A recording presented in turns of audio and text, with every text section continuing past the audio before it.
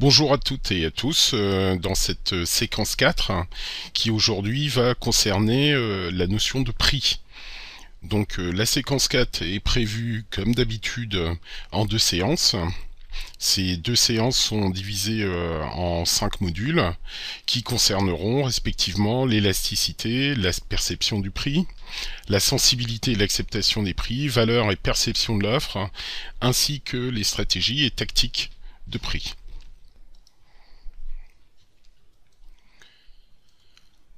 Donc la séance 9 à proprement parler va se diviser donc en 3 modules et le premier de ces modules concernera l'élasticité.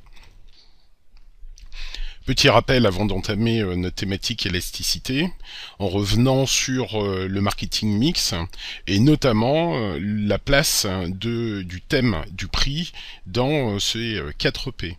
Donc je rappelle que le marketing mix a été traduit en français par plan de marchéage. Et il s'agit donc de mettre en œuvre afin d'atteindre des objectifs qui découlent de la stratégie marketing. La notion d'élasticité elle-même, donc la définition stricto sensu, c'est que l'élasticité est une propriété de certains corps ou de certaines matières qui reprennent du moins partiellement leur forme ou leur volume primitif après qu'a cessé la force qui s'exerçait sur eux. Donc ça c'est la définition stricte de l'élasticité.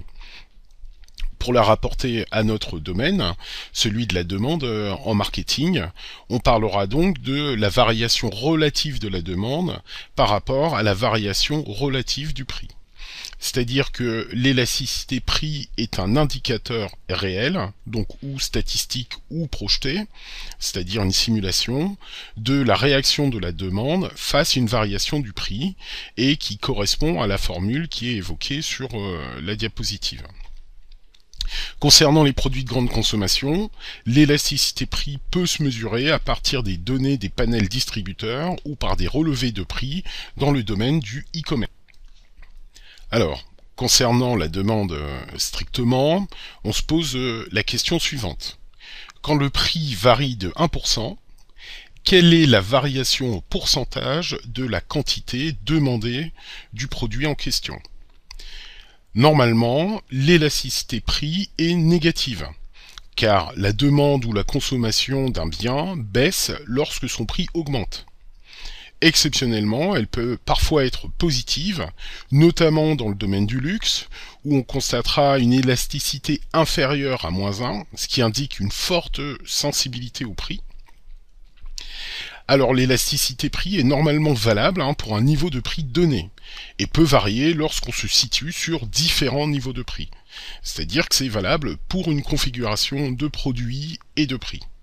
Enfin, c'est un élément évidemment important à prendre en compte dans le cadre de la politique de prix et de certaines actions marketing. Car chercher à réduire l'élasticité du prix permet parfois d'augmenter les marges sans trop impacter le chiffre d'affaires. On a là une illustration de cette élasticité. Donc on a posé la formule rappelée précédemment. On a un bien dont le prix varie de 160 à 168 euros et dont la quantité vendue varie de 250 à 230, donc une diminution. On le traduit ensuite dans la formule en d'abord une diminution de la demande de 8%, face à une augmentation du prix de 5%. Enfin, on résout pour trouver une élasticité de moins 1,55.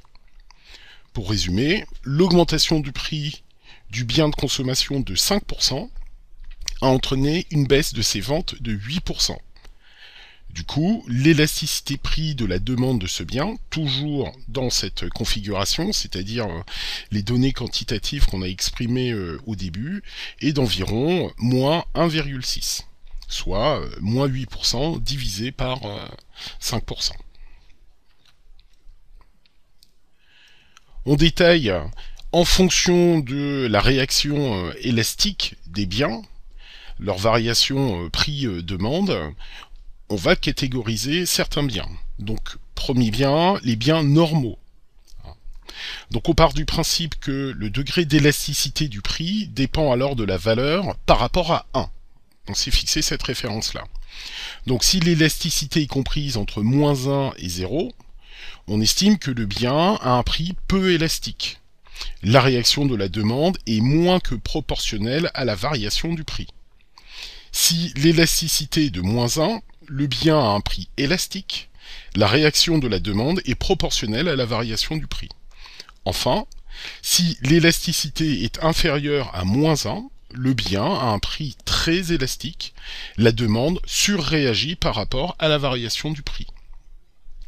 À l'écran, on peut voir que pour les biens dits normaux, si le prix augmente, la demande baisse, et si le prix baisse, la demande augmente. On a maintenant des biens dits Giffen.